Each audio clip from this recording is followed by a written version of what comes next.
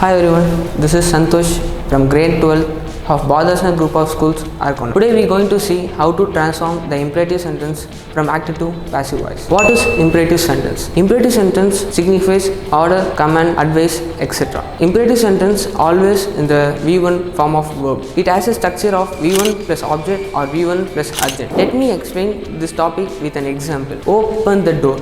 Here open will comes under the V1 form of verb and the door comes under the object. There is a special form of structure to convert active to passive voice. That is let plus object plus be plus V3. Begin the sentence with let. Then followed by a let, we want to begin with the object. The given object is the door. Then we want to write the be form of the verb. Then the V3 form of given verb, that is open. The V3 form of open is opened. By combining all this, we come to an answer.